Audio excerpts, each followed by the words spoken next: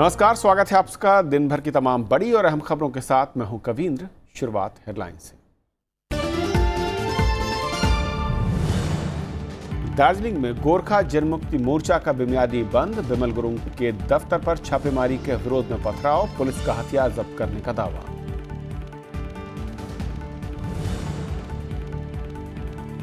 मध्य प्रदेश में 8 दिन में 8 किसानों की खुदकुशी। मुख्यमंत्री ने दिया राहत का भरोसा। किसानों पर फायरिंग को कांग्रेस ने बताया साजिश।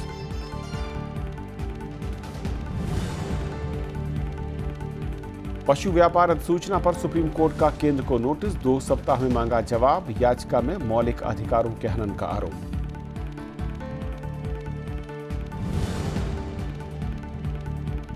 राज्यसभा टीवी की पहली फिल्म राग देश का पोस्टर रिलीज। 28 जुलाई से सिनेमाघरों में प्रदर्शन। आजाद हिंद फौज के मुकदमे पर बनी पहली ऐतिहासिक फिल्म।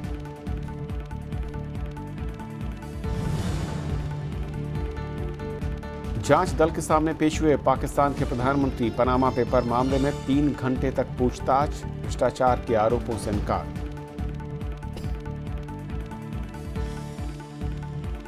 और आइए देखते हैं पहली खबर।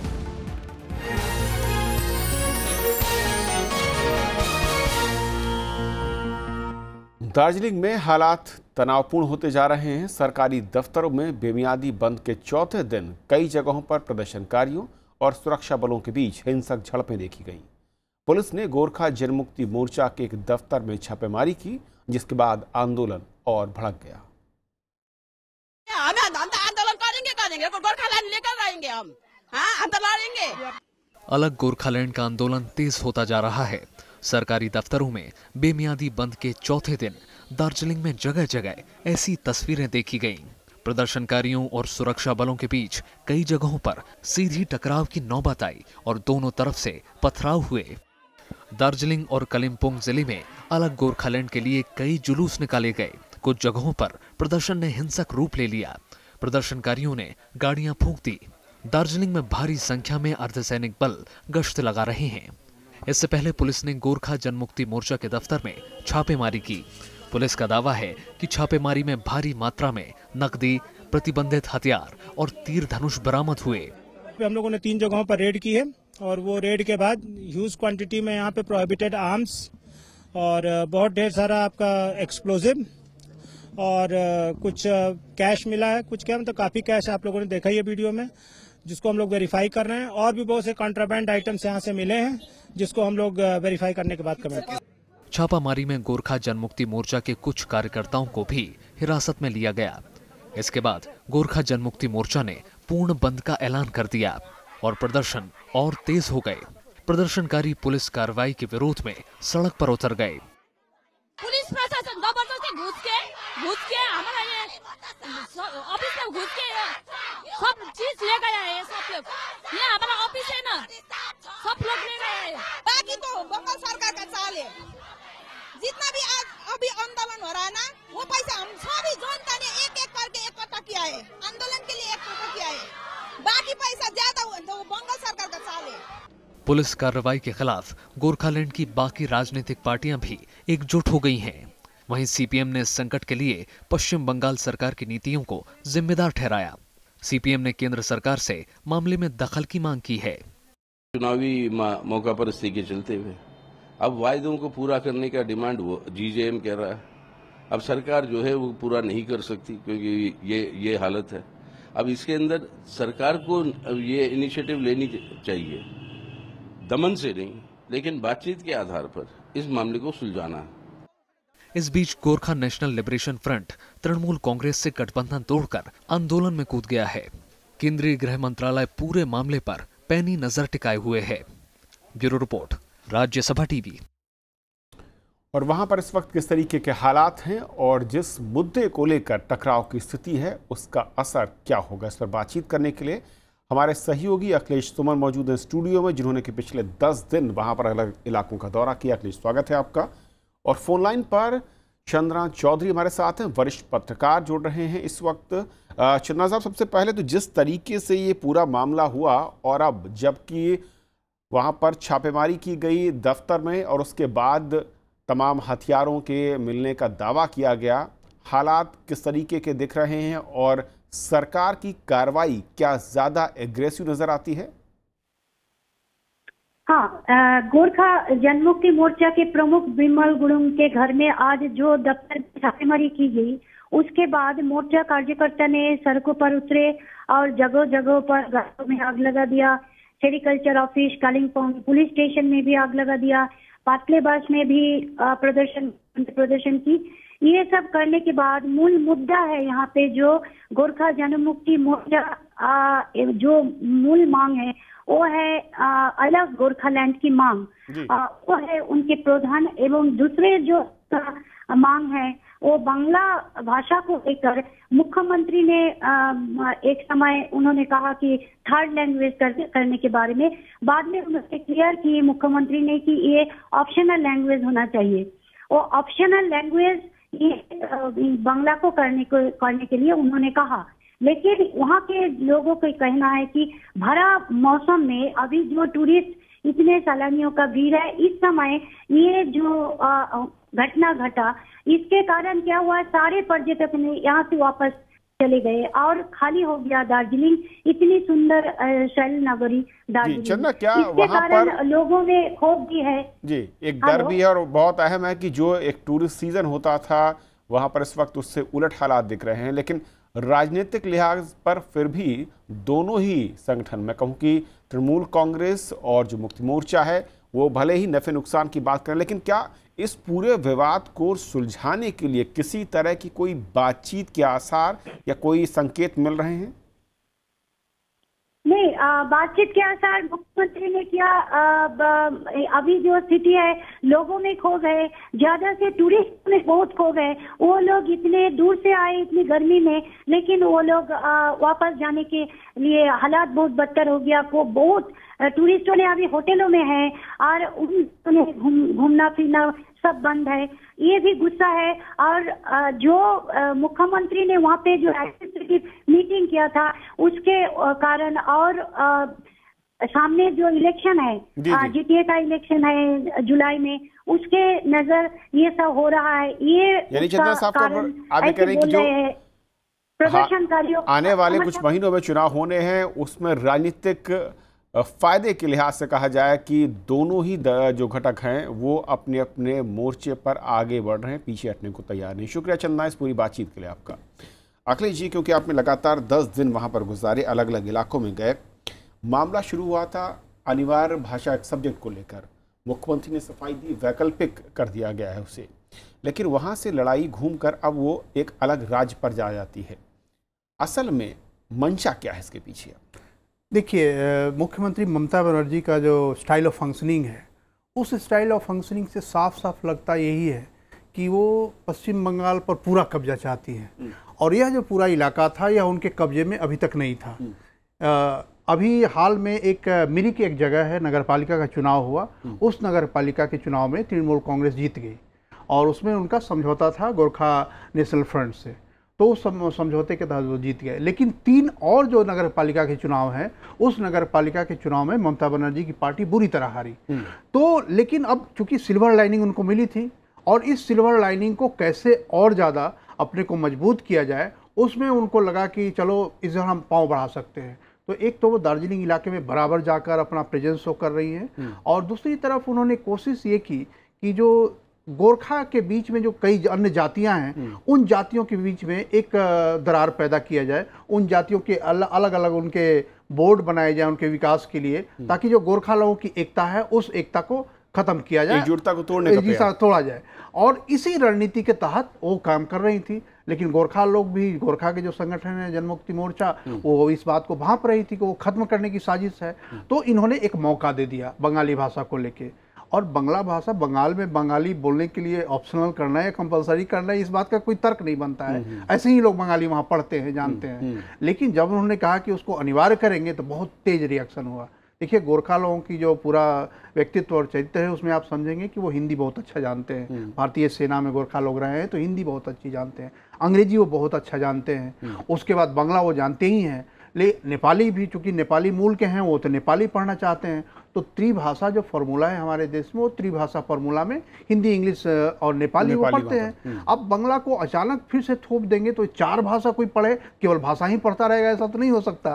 तो इस पे उनके अंदर रिएक्शन पैदा हुआ और उस रिएक्शन में एक विस्फोट का कारण बनाया। और जिस तरीके से अब कार्रवाई हो रही है, आज जो खबरें आ रही हैं कि वहाँ पर दफ्तर में छापेमारी की कार्रवाई की गई है, बड़ी मात्रा में नकदी बरामद होने का दावा है, हथियारों के मिलने की दावे हो रहे हैं, और जो ममता बनर्जी की फंक्शनिंग है बहुत ज़्यादा एग्रेसिव होकर काम करती हैं, आपको लगता है कि इस इलाके में, क्योंकि बहुत ही सेंसिटिव इलाका है केंद्र के नज़र से भी, यहाँ पर ये थोड़ा सा कदम ज़्यादा खतरनाक हो सकता है इस सेंसिटिव इलाके में, जिस तरीके का वहाँ पर आदिवासी इलाका, दूसरा जनजाति इलाका है वो? ना, मुझे भी ऐसा ही लग रहा था जब मैं उस इलाके में था। तो देखिए, उस इलाके की एक जो खास ये है कि वह इलाका सैलानियों से तो भरा है ही निश्चित तौर पे, लेकिन उस इलाके में एक यह भी खास बात है कि जब ममता बनर्जी बार बार अपना प्रेजेंस वहाँ शो कर रही हैं और उसके बाद अचानक जिस दिन थोड़ा सा आंदोलन की सुखबुगाहट है तो सेना को उतार दिया, और उसके बाद अर्धसैनिक बल, और सेना से जब नहीं कंट्रोल हुआ उस दिन, मैंने सेना भी उस तरीके से खून खराबा नहीं करना चाह रही थी। वहाँ के जो एसपी थे वो काफ़ी लोकप्रिय एसपी के रूप में जाने जाते रहे हैं, उस एसपी को तुरंत ट्रांसफ़र कर दिया वहाँ से। तो यह वो जताना चाहती हैं कि हम बहुत ही हार्ड हैंडेडली डील करेंगे आपसे, आपके साथ कोई बातचीत नहीं करेंगे। उन्होंने बोला भी कि बम के साये में हम बात नहीं करेंगे। ये सब बातें खासकर की जाती हैं जब पाकिस्तान के साथ हम बात करते हैं तो बोलते हैं अपने राज्य के लोगों से आप बोल रहे हैं कि बम और बंदूक के साये में हम कॉम्प्रोमाइज़ नहीं करेंगे।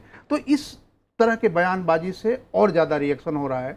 और मैं बताऊं कि मैं एक जगह शाम में वहाँ जाना मुश्किल हो रहा था दार्जिलिंग की तरफ, तो शाम में मैं पहुँचा, एक सुकना एक जगह है वहाँ पे पहुँचा, मैं शाम हो गया था, वहाँ काफ़ी बड़ी संख्या में महिलाएं इकट्ठा थी। तो मुझे लगा कि ये एक्टिविस्ट होंगी, मैं चला गया वहाँ, और उन महिलाओं ने भी ये बात बताई कि देखिए, एक तो बात यह है कि आप जो गोरखा ट्राइबल का एडमिनिस्ट्रेशन बनाए हैं उसको पूरा पावर नहीं ट्रांसफ़र कर रही हैं, और उसके बाद ममता बनर्जी ने एक और किया कि उसको अचानक एक ऑडिट की घोषणा कर दी।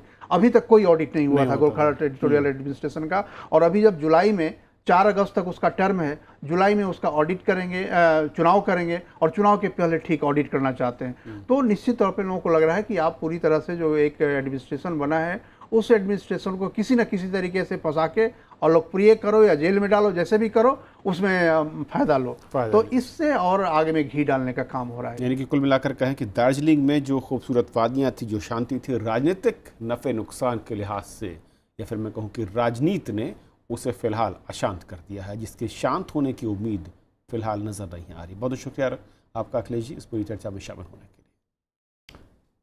ये थी पहली खबर, छोटा सा ब्रेक, और ब्रेक के उस पार दिन भर की दूसरी बड़ी खबर।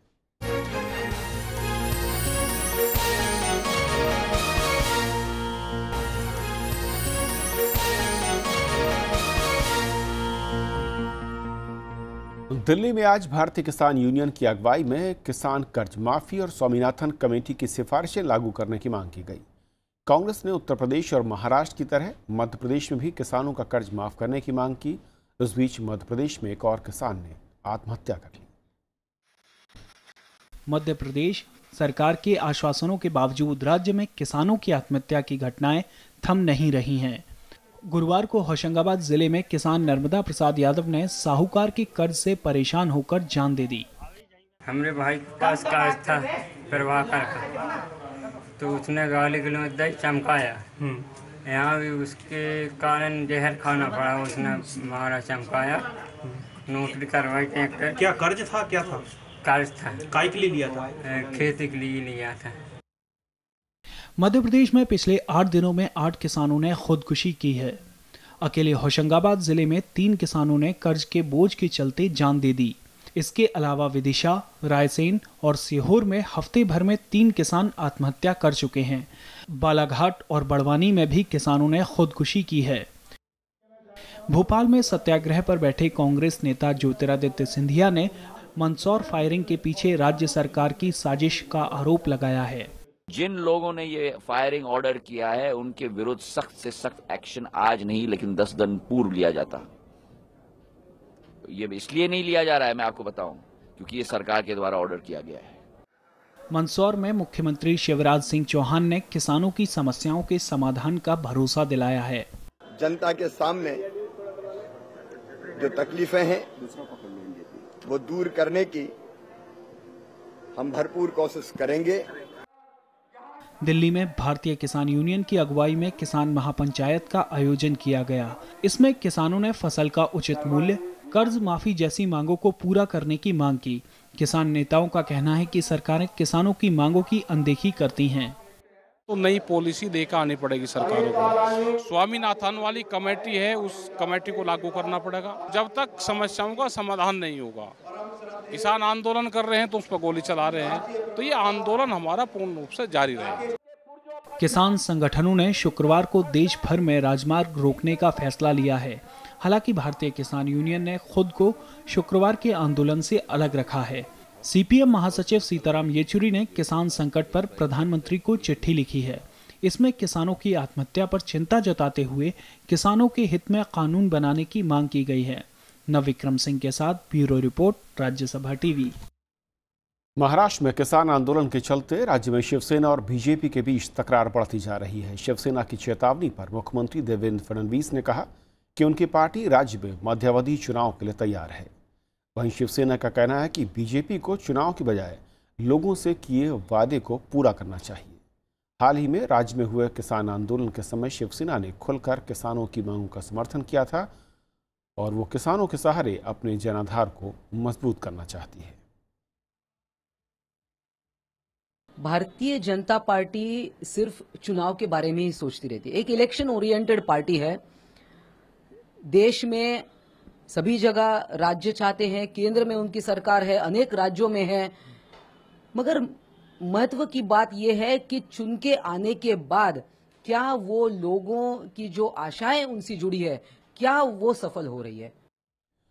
मवेशी हाट में वध के लिए पशुओं की खरीद बिक्री के मामले पर आज सुप्रीम कोर्ट ने केंद्र सरकार से जवाब मांगा। कोर्ट ने केंद्र को नोटिस जारी कर 2 हफ्तों के भीतर जवाब देने को कहा है। इस बीच सरकार ने कहा कि वो सभी पक्षों से मशविरा करने के बाद अपना जवाब देंगे। जानवरों की बिक्री को लेकर हाल ही में जारी की गई अधिसूचना पर सुप्रीम कोर्ट ने गुरुवार को केंद्र सरकार को नोटिस भेजा है।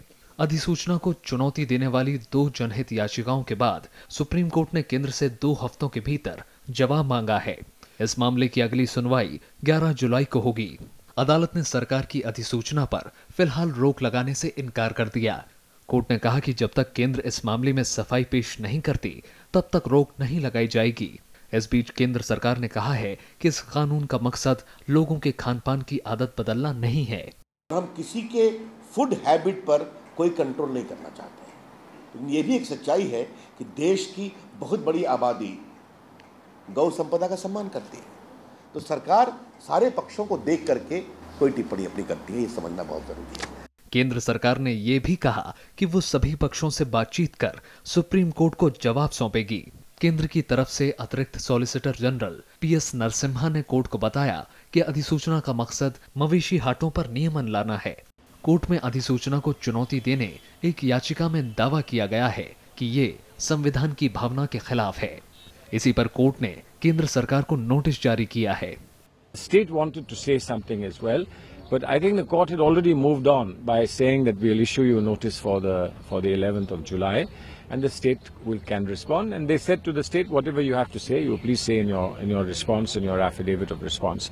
केंद्र सरकार ने 26 मई को अधिसूचना जारी कर देश भर में मवेशी बाजारों में वध के लिए पशुओं की खरीद बिक्री पर रोक लगा दी थी। कई राज्यों ने इस फैसले का खुला विरोध किया।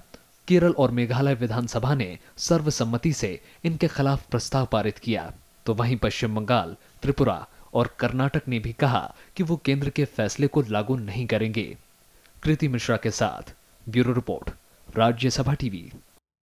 तमिलनाडु विधानसभा से आज विपक्षी डीएमके और कांग्रेस के सदस्यों ने वॉकआउट किया। कथित खरीद फरोख्त के मुद्दे पर चर्चा से इनकार किए जाने के बाद दोनों पार्टियों ने यह कदम उठाया। विधानसभा अध्यक्ष ई धनपाल ने कहा कि मामला अदालत में लंबित है, लिहाजा इस पर चर्चा नहीं हो सकती। लेकिन विपक्ष के नेता एम के स्टालिन ने कोर्ट में लंबित मामले पर इतर बहस पर मांग की। आपको बता दें कि एक स्टिंग ऑपरेशन में एआईएडीएमके पार्टी के पनीरसेल्वम गुट के एक विधायक को खरीद फरोख्त की बात करते हुए दिखाया गया, जिसके बाद डीएमके सदन में विश्वास मत के लिए फिर से वोटिंग की मांग कर रही है। அதுவும் அந்த சட்டமன்ற உறுப்பினர்கள் அவையில் அமர்ந்திருக்கிறார்கள். எனவே அவர்கள் இதற்கு பதில் சொல்ல வாய்ப்பு உண்டு. எனவே இதை நான் பேச வேண்டும் என்று மீண்டும் மீண்டும் நாங்கள் முயற்சித்த போது திட்டவட்டமாக முடியாது என்று சபாநாயகர் எங்களை பேச அனுமதிக்க மறுத்துவிட்டார். அதற்கு பிறகு அதை கண்டிக்கின்ற வகையிலே दिल्ली की अरविंद केजरीवाल सरकार ने अपनी ही पार्टी को एक नोटिस भेजा है। पीडब्ल्यूडी विभाग ने पार्टी को करीब 27 लाख रुपए चुकाने को कहा है। पार्टी ने इस नोटिस के पीछे राजनीतिक दबाव बताया। पाकिस्तान ने एक बार फिर जम्मू कश्मीर में संघर्ष विराम का उल्लंघन किया है। सीमा पार से सैन्य चौकियों को निशाना बनाया गया, जिसका जवाब भारतीय सेना ने दिया। पिछले 5 दिनों में पाकिस्तान ने 11 बार फायरिंग की है। उधर कुलगाम में आतंकवादियों ने एक पुलिसकर्मी को गोली मारकर हत्या कर दी। पुलिस और सुरक्षा बलों ने सामा में आतंकियों की मौजूदगी की सूचना पर तलाशी अभियान शुरू किया है।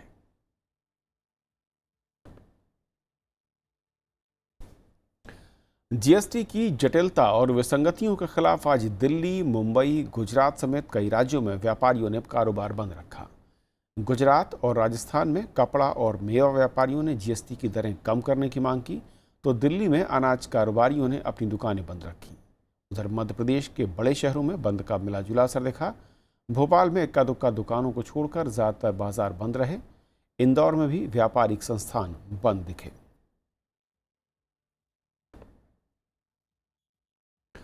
धनबाद चंद्रपुरा रेल लाइन बंद होने के बाद स्थानीय लोगों का गुस्सा फूट पड़ा और कई जगहों पर दूसरे रूट की ट्रेनों पर पथराव भी हुआ। इससे कई ट्रेनों के शीशे टूट गए और कई यात्री घायल हुए। लोगों के आंदोलन को देखते हुए भारी संख्या में पुलिस बल तैनात किया गया है।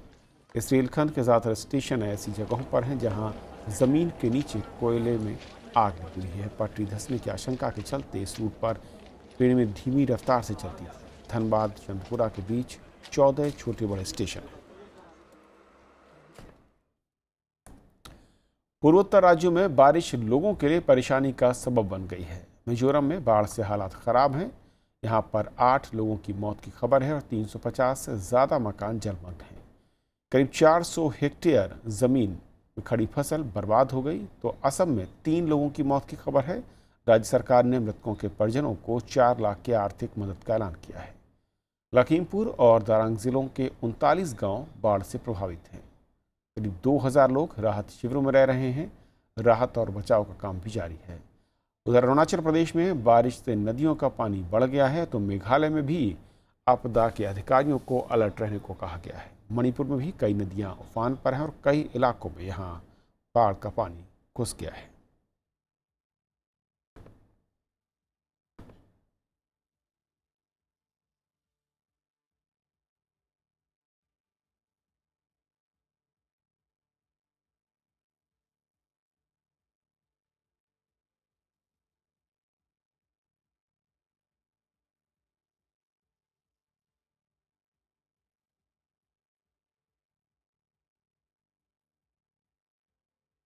भारत ने साफ किया है कि रूस ने भारत और पाकिस्तान के बीच किसी भी तरह की मध्यस्थता की बात नहीं कही है। विदेश मंत्रालय के मुताबिक रूस के राष्ट्रपति व्लादिमीर पुतिन की तरफ से ऐसी कोई भी पहल नहीं हुई। इससे पहले पाकिस्तान ने दावा किया था कि रूस ने भारत और पाकिस्तान के बीच मध्यस्थता की इच्छा जाहिर की है। पाकिस्तान के विदेश मंत्रालय के प्रवक्ता नफीस जकारिया ने व्लादिमीर पुतिन और नवाज शरीफ की मुलाकात के बाद ये दावा किया था। भारत ने पाकिस्तान के इस दावे को गलत बताया है। विदेश मंत्रालय के मुताबिक पाकिस्तान के साथ भारत के संबंध से रूस वाकिफ है और रूस मानता है कि दोनों मुल्कों के बीच सभी मामले द्विपक्षीय हैं। पाकिस्तान के प्रधानमंत्री नवाज शरीफ गुरुवार को पनामा गेट मामले में संयुक्त जांच दल के सामने पेश हुए। जांच दल ने उनसे लंदन में संपत्ति खरीदने पर सवाल पूछे। जांच दल ने उनसे करीब 3 घंटे तक पूछताछ की। शरीफ ने भ्रष्टाचार के आरोपों से इनकार किया और कहा कि उन्होंने संपत्तियों से जुड़े सभी कागजात जांच दल को सौंप दिए हैं। ना कभी पहले हमारे दामन पर किसी जरा बराबर करप्शन का दाग पाया गया और इंशाअल्लाह ताला ना अब ऐसा होगा। हमारे मुखालिफिन जितने जी चाहें इल्जामात लगा लें, वो इंशाअल्लाह नाकाम और नामुराद रहेंगे। नवाज शरीफ पाकिस्तान के पहले प्रधानमंत्री हैं जो किसी जांच दल के सामने पेश हुए हैं। नवाज शरीफ से पहले उनके बेटों से भी जीआईटी पूछताछ कर चुकी है। उनके बड़े बेटे हुसैन से 5 बार और छोटे बेटे हसन से 2 बार पूछताछ हुई है।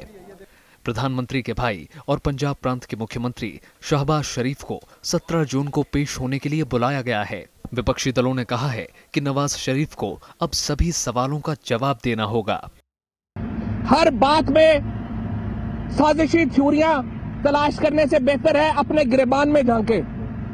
आप पकड़े गए हैं, बीच चौराहे पे आपकी हंडिया फूटी है, आपकी चोरी लोगों के सामने आई है और ये पाकिस्तान के लोगों के लिए एक तारीखी दिन है। सुप्रीम कोर्ट ने पनामा पेपर मामले में 20 अप्रैल को जेआईटी का गठन किया था। पनामा पेपर से खुलासा हुआ है कि नवाज शरीफ के परिजनों की विदेशों में कई कंपनियां हैं और इनकी जानकारी छिपा कर रखी गई थी। 5 फ्लैट खरीदने और उनके लिए मनी लॉन्ड्रिंग के जरिए धन जुटाने का आरोप है। Bureau report, Rajya Sabha TV. Rajya Sabha TV की पहली फीचर फिल्म राग देश का आज पोस्टर रिलीज किया गया। ये फिल्म लाल किले में चले आज़ाद हिंद फौज के मुकदमे की कहानी है। फिल्म के प्रोड्यूसर राज्यसभा टीवी के सीईओ गुरदीप सिंह सप्पल हैं। फिल्म का निर्देशन राष्ट्रीय फिल्म पुरस्कार से सम्मानित निर्देशक तिमांशु धूलिया ने किया है। फिल्म में कुणाल कपूर ने मेजर शाहनवाज खान, अमित साध ने कर्नल गुरबख्श सिंह ढिल्लन और मोहित मारवा ने कर्नल प्रेम सहगल की भूमिका निभाई है। ये तीनों नेताजी सुभाष चंद्र बोस के निकट सहयोगी थे। फिल्म का म्यूजिक राणा मजूमदार, सिद्धार्थ पंडित और रेवंत शेरगिल ने दिया है। छायाकार ऋषि पंजाबी हैं। फिल्म अगले महीने 28 जुलाई को देश भर के 800 से ज़्यादा सिनेमाघरों में रिलीज होगी।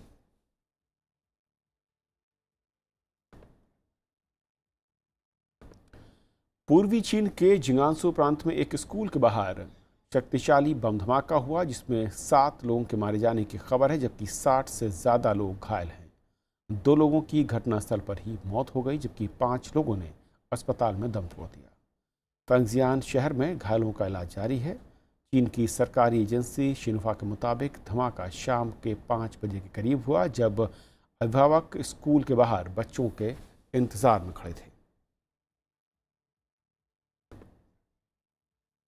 खबरों के आज के सफर में बस इतना ही। नमस्कार।